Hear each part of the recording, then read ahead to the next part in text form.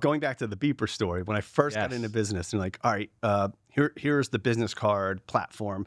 Do you want your cell phone number on there? And I remember one of the old-time real estate agents said, do not put your cell phone number on the business card. They'll be calling you at all hours. Yeah. And now looking back, could you imagine? I know. People are going to call your office, leave a message, and you might get back to them in a couple of days. Like, it was mind-blowing. I know the expectation of like when you'd hear from someone versus today. You didn't call me back in a half hour. It's like, what? Yeah.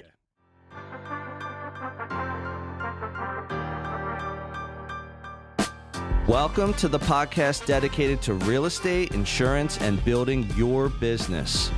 Join us as we take you along our own business building journeys with additional wisdom from our network of local and national experts. Welcome to Bricks and Risk. This episode is brought to you by Property Management Redefined. PMR is not just managing properties, they're creating partnerships that build long-term success for property owners.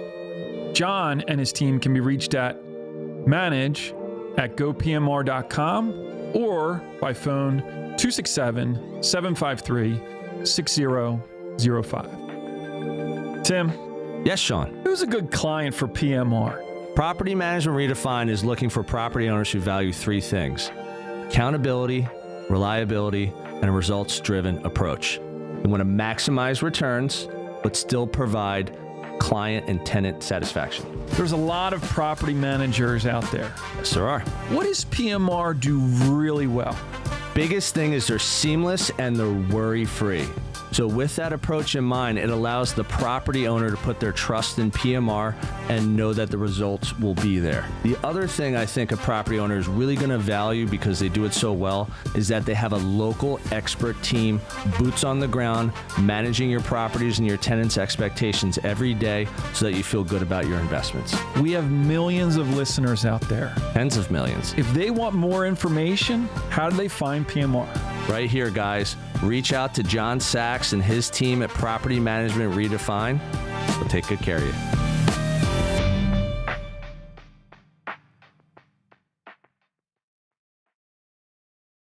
Hey, everyone. Welcome to another episode of Bricks and Risk.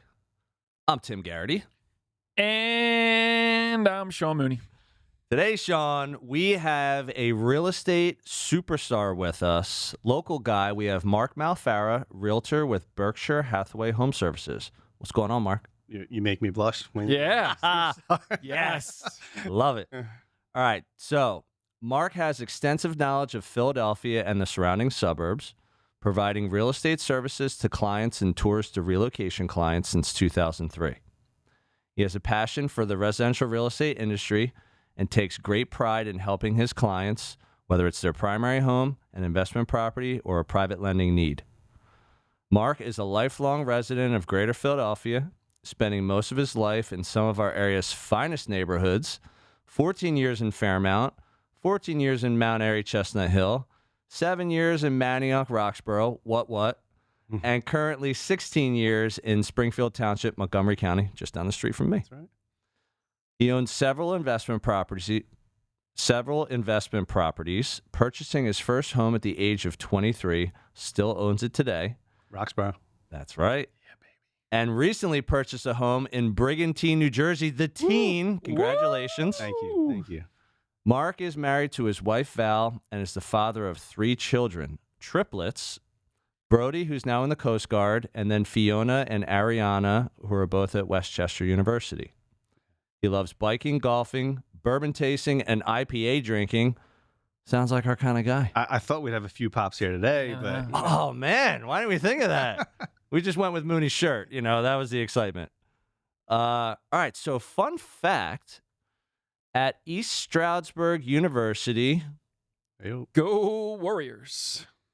You played rugby and also represented the U.S. collegiate rugby team at the Collegiate World Cup in England. How did that happen? Very fortunate, actually. We had an Australian coach, David New, thank you very much, who took a bunch of Philly kids, basically. Tryouts happened to be in Philadelphia, so that was the fortunate part. Oh. By no means am I one of the best players in the United States. It just so happened that locally the tryouts happened. I don't think you're giving yourself enough credit. Yeah, man. Scoring a couple tries while you were out there? We had a lot of state school players from Pennsylvania on that team, and tryouts were local, so it was easy for me to get to. I went just to play rugby for the summer. Didn't know that there were necessarily tryouts for this team.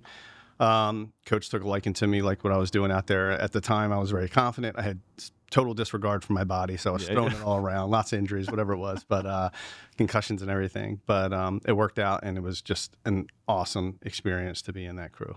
How's the East Stroudsburg program? Were they a pretty solid rugby team? When I first got there, not so much, and then after the first year, we started to win and started to improve, and that all came down to coaching and just everybody buying into the fact that we needed to be fit and we needed to learn more by going to coaching clinics and then listening to those who were a little bit more experienced. Any rugby experience prior to college, or is that where you got into it? No, and I'm disappointed. I wish I did. A lot of guys from McDevitt had played rugby for Blackthorn, and they mentioned it. Yeah. Half. Like, Are they? Yeah. Half. Are they still around? Is Blackthorn still a club? Still a great club. Yeah, and they're getting younger and younger. So they now have these youth teams that start out at flag, and then you go up to the. That's to the really team. cool. So still a men's club as well. So all between.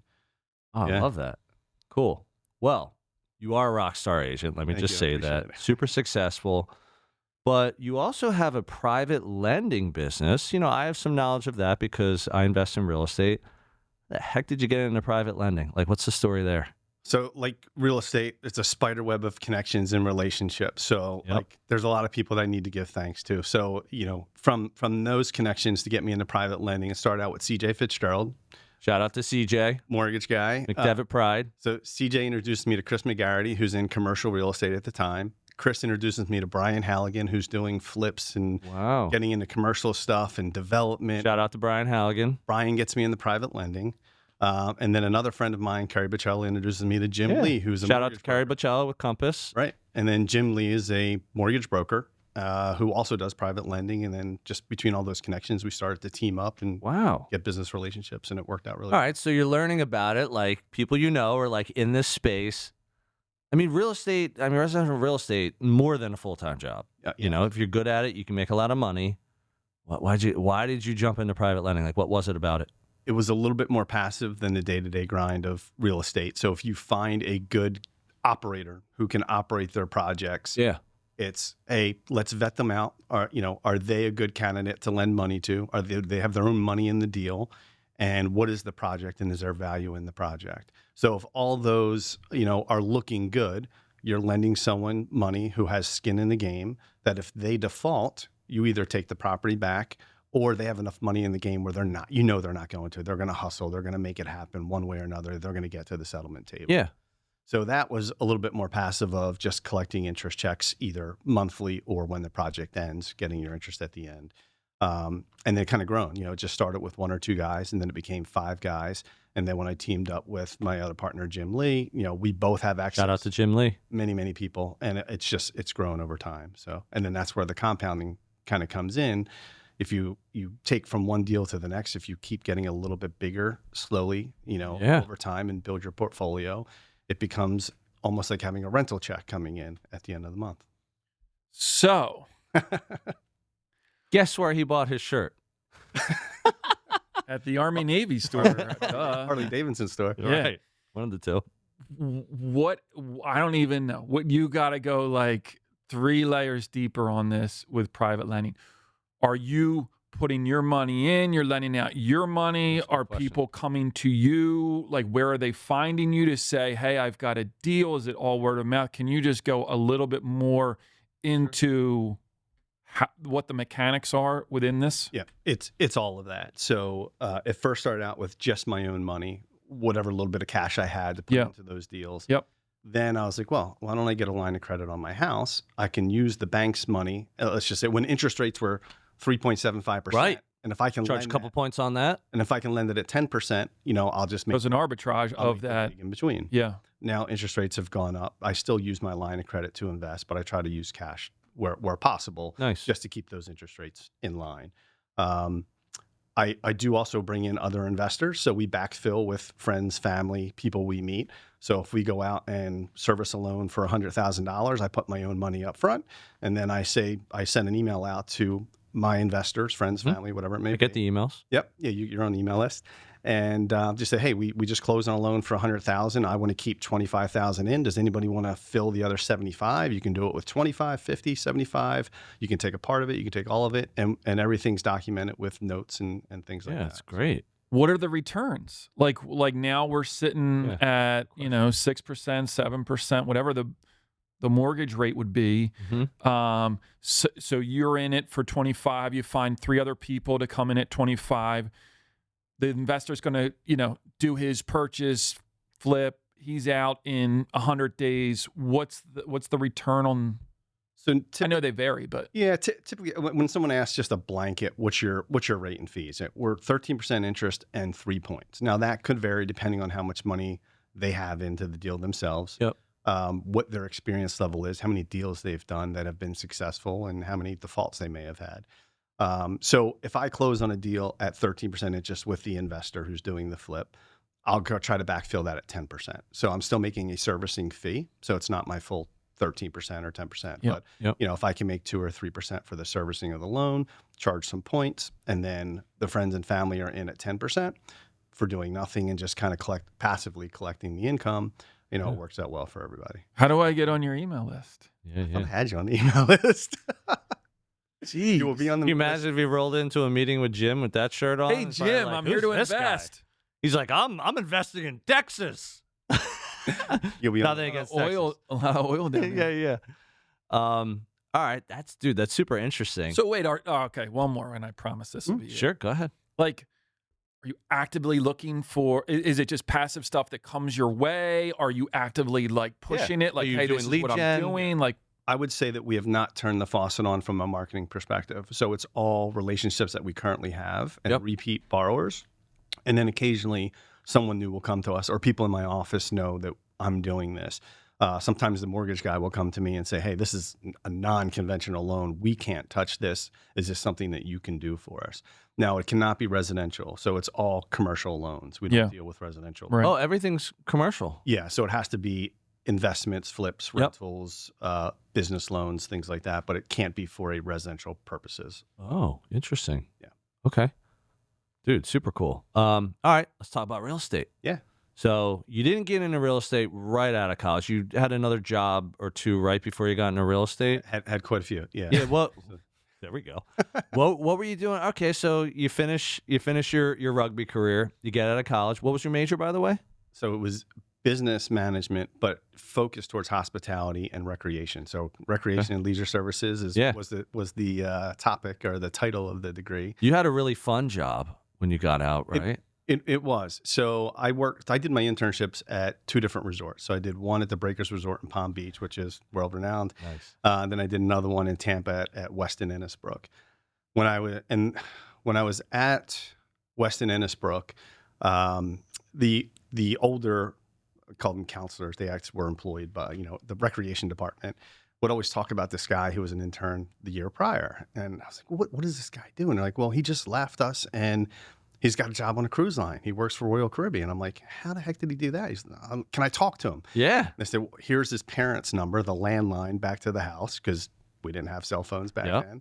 So I called his parents' number and they said, well, he's still on the boat for 2 more weeks. We'll have him call you as soon as he gets back. Very cool. Calls me up and we're chatting it up. I said, well, how did you get a job on a cruise line? Like, where do I even start? He goes, go to the library 3 blocks down, go pull the book the book is titled How to Get a Job on a Cruise Line. There's a bunch of contact information in there for different cruise lines, jobs you can have. At the library. And fax your resume. What? Oh, I love that. Old school. Beep, beep, beep. So I ended up getting a call back from Carnival Cruise Lines. And as soon as my internship ended, I think I had 2 weeks at home to just kind of hang out. And then I started the Carnival Cruise Line gig right away. And that was, they could do like 6-month contracts. Oh, wow. So while I was with Carnival, I got to work on 2 different ships, mostly the Mexican Riviera, or the western side. So our dock was in California, just outside of LA. And then we would just do that coast of Mexico, essentially. Awesome. Do you think there's a book in the library, How to Get a Job Working for the Philadelphia Phillies? Possible. Fax your resume here. You want to work for the Phils? I don't know. What about the Birds? Nah, I'm not. Nah. No. Phillies is like a little more leisurely. That's true. The weather's a little bit nicer. No one wipes seats off anymore at the stadium. You could be that one guy. Be the guy. It does the whole stadium. That has a lot of steps. Yeah. Might be to look into that. All right, so your hospitality, you do cruise lines, a couple resorts, cruise line. What'd you do after that? Like, what was your job after that before real estate? I ended up getting a job with a national property management company. So they would go out and get contracts for stores like Target, national stores. So Target, Big CVS, ones. Rite Aid, things like that. Like commercial property management. Commercial property management. And they would get the contract, they would give it to their team, and then the team was responsible for finding contractors to do the work at the new pricing, which was always at a discount. It was a very, very tough business. And all the phone calls that came in as a project manager were just bad calls. Your contractor didn't sweep the lot today. Yep. The landscapers did a horrible job. But so that was draining. And while I was there, I had a great friend of the family, Tim Ryan, who has since passed away. His brothers have been in the real estate business for years, a lot in Roxborough and Fairmount. Okay. And he's like, hey, I'm going to retire from the railroad. I'm going to get my real estate license and work with my brothers. Like, why don't we take the real estate class together? He's like, you'll help me study. It'll be awesome. So we took the classes together. We both passed our exam. I get in with Prudential at the time, who was now Berkshire Hathaway. So thanks to him, I got my license to get in the business. It's actually my sister who was the catalyst to really getting me interested in real estate, and she doesn't know this. But so when I bought my house at 22, 23, I'm living at home with my mom. Things are great. I have my own apartment. Refrigerator's got food in it. Yeah. She's like, you should come look at a couple houses around the corner from me in Roxborough. I'm like, why would I do that? Yeah. Sounds like the dumbest idea I've ever Club heard. Med, Mom. So didn't have an inkling of buying, but we looked at 3 houses at the time. They didn't know whether Roxborough was going up or down. Yeah. Everything was priced at like 80 grand, 79, 78, 80, 85. That's hard to believe. All 3 houses were exactly the same. The brick row homes, air lights, And I left there that day. Like, that was a great tour. I had no, instincts to buy or anything like that. A couple of days later, the realtor calls me back and he goes, hey, Mark, one of those properties we looked at, I didn't care which one it was because they all looked the same, just reduced 20 grand. So it went from 80 to 60. Whoa. So I Like put an offer in. 25% discount Put one an day. offer in, got the house. 2 years later, a realtor is knocking on doors. And he says, hey, I have clients who want to be in this area.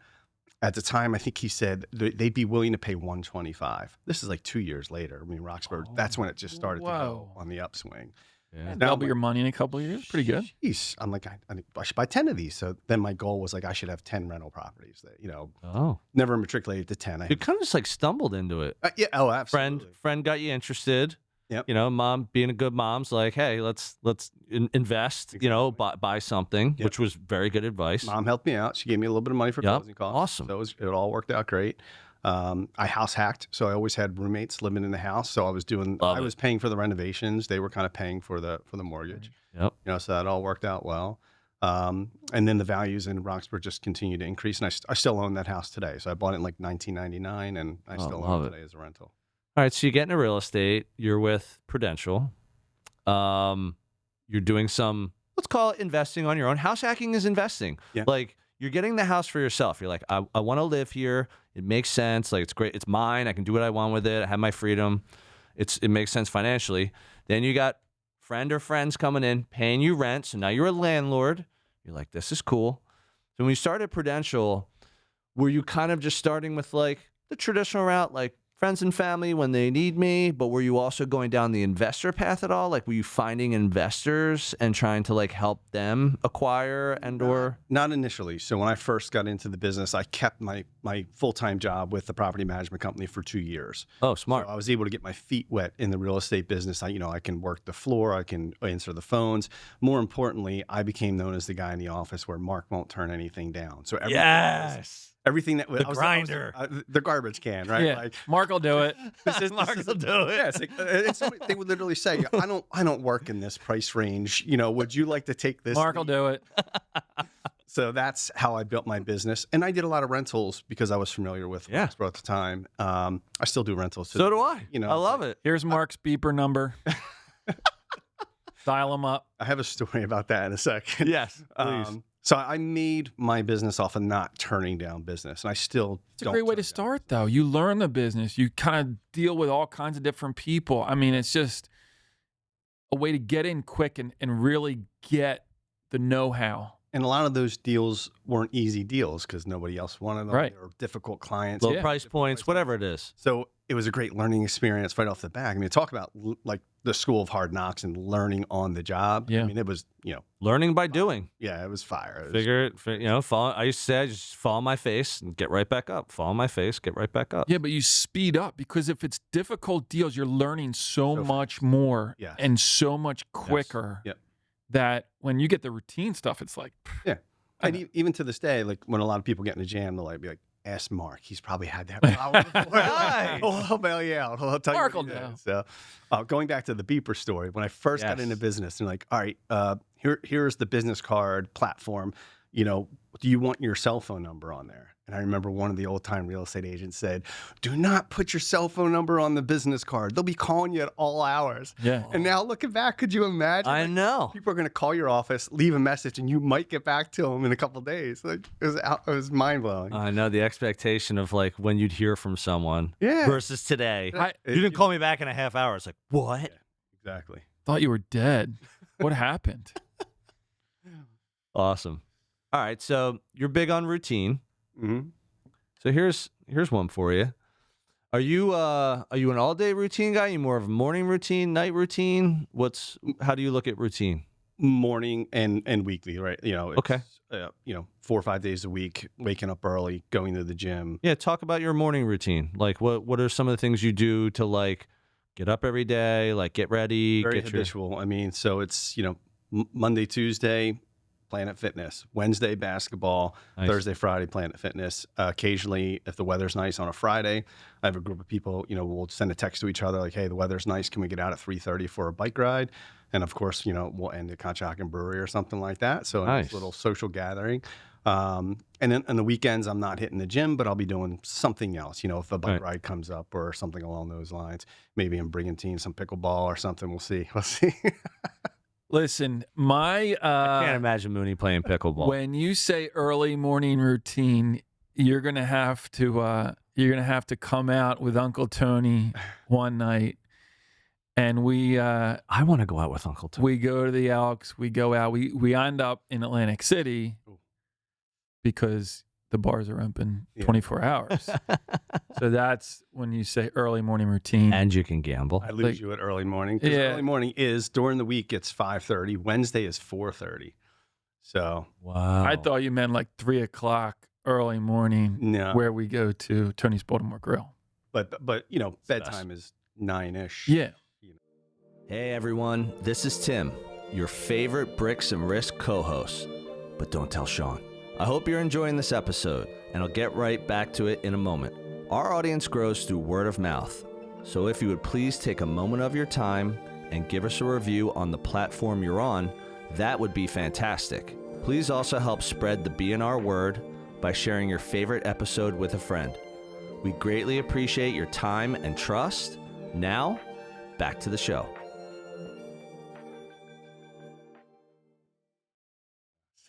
Yeah. Okay, so you're a morning guy. All right. So how did you learn morning routine? Was it a book? Was it just natural for you? Someone taught you something? Like, how did morning routine become important to you? Just more alert and have more energy in the morning. If I tried to save working out at a gym for the afternoon or the evening, it is not happening. I don't have the energy level. Something else is distracting us. We're showing houses. You get a phone call, whatever it may be, kids, all that stuff. So it's just I can't do it in the afternoon. Yeah. It doesn't work. Interesting. I mean, I'm a morning guy too. Yeah. I'm trying to think where I even learned how to I used to be a go work out after work kind of guy.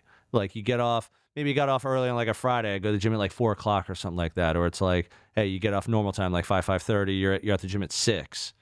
And I used to remember like doing that and then going home and eating or grabbing something out. And then, you'd have just enough energy to like watch something on TV or something and then you'd crash. And I'm trying to think where I even switched to like morning, but I will. Life. I mean, in grade school and high school, practices are in the afternoon, right? So you're attuned to it. But as you get into working, and you have to be at work from 8 to 5 or whatever it may be, and then you have evening routines. Like There's only so many windows, the opportunity to do that. It's true, man. All right, so routine, that's how you start your day. How about in your agent business? Like what kind of things do you do? So you've been successful at real estate for over 20 years. I'm sure you've built it through word of mouth, friends and family, repeat clients. Like what kind of things are you doing on a routine to like grow your business? I'm an office guy. I love being in the office. So after the workout's over, the morning routine at home, I like to be in the office at 10:30 and I'm there until it's time to leave, unless I'm showing houses or something. But I'm just more productive in the office. I don't time block like a lot of these guys say, I'm cold calling. I'm not a cold caller. So I'm not cold calling for 2 hours and then answering my emails and phones in the afternoon. So, some of it's reactive because of the business, but when I'm in the office, I'm flowing. Things are getting done. I'm being productive. Yeah, interesting. I need to be in the office. Yeah, you guys are both office guys. I'm like the complete opposite. I love it. I have to be I'll be at home like working at my home office and I'm just not as productive. No, but I can do it. Like I can work at home and but being in the office, I don't know what it is. I can do 3x the work in the office. But we all say we're trying to get paperless, but there's so much paper in our business. Having a great copy machine and a scanner available to you is really important. Yeah. You know what's funny? I'm the complete opposite. I go to the office and I get distracted. Like, I think it's by all the human beings. Like, when I go to an office, I just want to be like, yo, how you doing? Like, catch up. Or like, hey, well, how's life? Or how's work? Or how's the family? Whatever. So, like, for me, personally, I am way more productive at home. Always have been. Yeah. Ever since I got in this business. I remember when I got into real estate was 2010. Market sucked, as you remember. Just, in the thick of the financial crisis. And I'm living at Green Tree Run. Shout out to Green Tree Run. And Maria had like a 9 to 5. And I remember I was like, yeah, it's just like we had a guest room, we had our room, and then we had a room where I had like some exercise equipment. Yeah. And I said, I'm just going to throw a desk in the guest room and just work there. And she was like, really? And I'm like, yeah, it's all I need. Like I got another monitor. So I'm like 2 screening all day and just like, for whatever reason, that just worked for me. But I totally understand like why an office works for like you guys too. It's just like, I need to get away from my house, stop thinking about my house. Like I've had other people tell me the opposite. It's like, if I'm at home, I'm going to like want to do something at home. Yeah. Well, I also like my 3 little kids, like that too. I'll be in the basement and be like, two.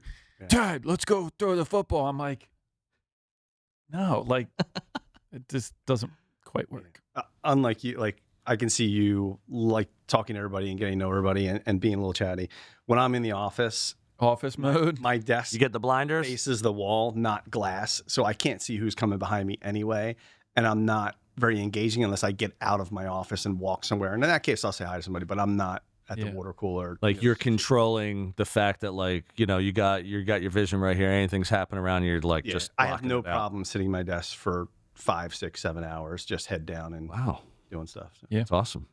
All right. So biggest struggle, something we talk about with all of our guests. So you said the constant hustle year after year and the occasional client that just takes all of your energy away. Let's focus on the year after year. So again, when you're in sales, we're all producers. You grind it out year after year. It gets tiring. Yeah. You start to like get burnt out a little bit. Like, why am I doing this? Is there something more to this? Am I doing something wrong? Am I doing something right? Why is that a struggle for you? The last couple years, especially, I think you read the book Die with Zero, right? Yeah. You recommended that to me. I did the audiobook. Yeah. So, I mean, just changing your perspective. Dude, and such a good book. It's hard after you've been in that grind for so long.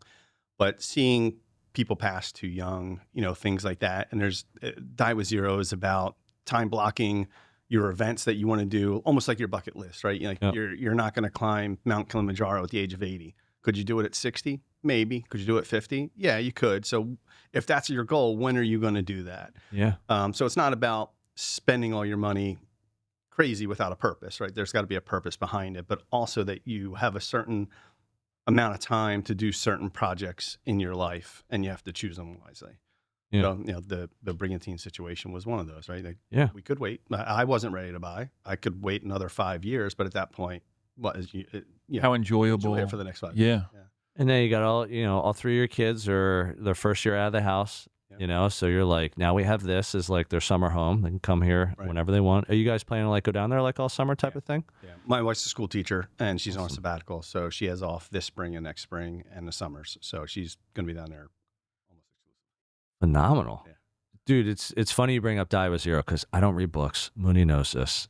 But when me, you, and Tom, shout out to Tom Mellett, we're sitting at the airport, we were talking about all this stuff, and you mentioned that book. I was like, I don't know why, but I have to pick that one up. Did you do the audio? Or I did the audio. Yeah, me too. Yeah. So I looked online, I read about it. I was like, oh, it's just like totally up my alley. Yeah. And just, you know, where I was in life too. And dude, amazing book. Look, you only have your kids for so long too, right? You know, now my kids and my wife use it against me. Right. Yeah. Dad. Remember what the book said. Dad. Should we upgrade our seats on the plane? Right. First class, Dad. I already got our hiking guide from Kilimanjaro, so, you know, we're ready. That's great. Awesome. And then how about the other one? So occasional client takes your energy away. We've all dealt with that, but I mean, they almost put you out of business. Like they make you rethink, like, should I be doing this? And then, you know, after they drain you down to zero, you get this great client that can't say enough good things about you. And it's like, you changed our life. It was amazing. Like they're the ones that you want to have 100% of the time and that really give you the energy and boost you up. But, you know, sometimes you get that little gap between the two and they really beat you up, and it hurts your. I mean, it's kind of an ego thing. Like we always want to do a good job, and we're trying our best, but they may not see it that way, you know, and they might feel like something went wrong in the transaction, or they're just miserable people mostly. But if you want me to share my disqualification process with you, please. It's called a deadbolt. A deadbolt's like phase 1, and then we work them through tiers, and if they get through 5 tiers, then we'll work with them. Okay. That goes against the taking as much business as you can. No. Moody's like, how many times can I actually say I would prefer not to work with you until you actually make me work? So what it is I've been doing it long enough. You've been doing it long enough. You can almost see them coming. They have the same traits, right? So someone that like comes to you and, you know, for us, it's like online lead, or they try to like knock on the door and then we like draw the shades down and we're like, we're not open today. There's similar traits that they share for people that will leave you in a heartbeat, or, you know, they will give you headaches, or they will, whatever it may be. There's some ways for us to sniff that out on the front end. And it's like, we provide them an alternative place. Is there a book in the library called How to Put a Deadbolt? Right. Or like, how to properly install a deadbolt for keeping clients away? I mean, there's just some clients that drive you nuts. Yeah. But in our business, like when you're in so deep from a timing perspective, like, I want to get something out of this at the end. Like, it's hard to give up. Then you almost like want to do it, be like, I need to like persevere. I just need to like get through this. Yeah. But to your point, like, you know, sometimes it's clients. It can also be business contacts. It can be like vendors or people you've done business with. And I've been through this. Yeah. And I don't know if you're like this, Mark, but I'm just too nice. Like, I can be too nice. I give everyone the benefit of the doubt. And then I had to go through a partnership breakup a couple of years ago. It was basically like going through a divorce. It was the worst thing I've ever been through in my entire life. Right. I don't need to go into it. But it was a time in my life, too, where I also looked at it. It's like there were other people that I was working with, and some people are just not going to like us. They're not going to like you for whatever reason. Call it jealousy, call it personality conflict, just call it they're miserable, whatever. It doesn't matter. Yeah. And when someone, for whatever, is like they're not picking up what you're putting down, realizing that and calling it for what it is and just saying it might be best to like just go separate ways can sometimes be the best thing you can ever do for yourself, because I've wasted so much time with lots of people I never should have been working with in the first place. Right. But what's also good about that is like you do learn from it. Not as strict as Mooney is with the deadbolt and the forums and stuff. But I like that you make that point. How did you get my number? Right. Who was on the Google business profile? Yeah, it's just good advice. And for me, I got to give a shout out to Jim Breslin, my other partner. Like, shout out to Jim Breslin. Working together when you have a exhausting client, it's like, hey, you take him out this time, I'll take him out next time. Like, it gives a little bit of separation. Give me a break. Yeah. And he's been amazing. He's been very helpful. So it's been great. Love it. Awesome. It does make, like, they've exhausted me. I can't do it anymore. Right? It's your turn, right? I had a bad day with them. Like, you're up next kind of thing. That's like, to alleviate that where it's not all you, like, that is a tremendous benefit. Absolutely. Your tip for our bricks and riskers is be genuine, take care of your clients, work hard, and have a very large funnel and pipeline. Talk about that a little bit. Why that tip? When you have a large pipeline and a lot of people in that funnel, you never know when they're going to drop to the bottom. There's people who say, I'm ready to buy in the next 4 weeks, and they're the ones that take 4 months to a year. And then you have those ones that say, I'm not in a rush, and they buy in 30 days, right? So when they're going to fall to the bottom. But I always feel less stressed when I can look down the pipeline and say, these folks are going to buy in the next 6 months. These folks are going to sell in the next 6 months. I'll have X amount of deals lined up before the end of the year. And it kind of calms those nerves a little bit because our business can dry up in a heartbeat. The funnel can shut off in 2 days if something goes on with mortgage rates or politically or something like that. So we know we've been through the ups and downs. And know that it can stop. When things are good, we forget about that. But Is there anything that you're doing strategically to build out the funnel right now? Like one or two grow things? It? Yeah. Or is it for you just by way of, I've been doing it long enough, there's enough people out there? Like, is there one or two things that you might be doing differently to make sure it's filled or to ensure that it's expanding? Yeah, probably not differently than what most people are doing. But when I get a lead, I'll put them in category of buyer or seller. Mm-hmm. And then I'll make sure that every once in a while I look at that sheet and say, oh, I haven't talked to them in 3 months. Let me just give them an quick email, quick text, like, hey, how are things going? Thinking of going out there, looking at some more properties. I saw a couple things pop up in your market. I think it's the follow-up. I'm not a follow-up every week kind of guy because I don't want to hound people. Yeah. I don't like that when someone does it to me. Yep. But I'm touching them enough to know that I'm still here and I'm still thinking about them. But it's not, for me, it's still a lot on paper, right? I operate off of manila folders. I operate off my spreadsheet, things like that. It's not. Did you say manila folder? No, old school. To all the Gen Zers out there, they're like, manila. Yeah. Wait, so wow. So you are a paper guy. You're more like pen and paper. Yep. Wow, that's awesome. So Excel sheets? I love Excel sheets. Yeah. Okay. So I like to-do lists. Not like a CRM kind of guy. No, not really. Yeah, neither. And I'm not really either, which is interesting. So it's more or less, it's like you have your routine, you know who you're talking to, you have your pipeline, people that are interested and people that you just keep in contact with, let's call it. You have your follow-up system of like, hey, it's been a little bit, it's time I check in. Are you kind of email text guy? You a phone guy? You all three? Like, how do you operate to keep in touch with your network? I think I try to get a feel for the client. I'm probably more of an email guy. Texts kind of get lost. You get so many texts in one day. Some of them get buried. So I try to do email because if it's in my inbox, I know it's something I have to address. Yeah. If it's in a text, it could get lost and not get addressed. But for the client, I'll reach out to them usually via email and maybe follow up with a text. If they're a person that I know likes phone calls, which are far and few between, not too many people want to pick up the phone, then I'll call them. Yeah. Love it. It's awesome, man. So if I walk into your office and your desk is facing the wall, do you have like a cabinet of file your cabinet manila folders that you have set up, like that you're like paging through, like, oh, Joe Weiss, I haven't talked to him. Like, is it like a manual thing like that? They're on top of the desk. Yeah. So I have those, the folders that are set up, progressively. Yeah. And right on my desk are active deals, like things that are going on. And then on my filing cabinet next to me, which is, all these file racks as well, are separated by buyers and sellers. And then settlements that are coming up. So everything's in front of me every day. So every morning I'll quickly flip through, like, okay, do I need to, and I'll shuffle them. Yeah. So what needs to happen today? The front. Bring them up to the front. Bring them up to the front. Mm-hmm. Yeah. So we just had a guy on today, upcoming episode, Clint Houck. Shout out to Clint.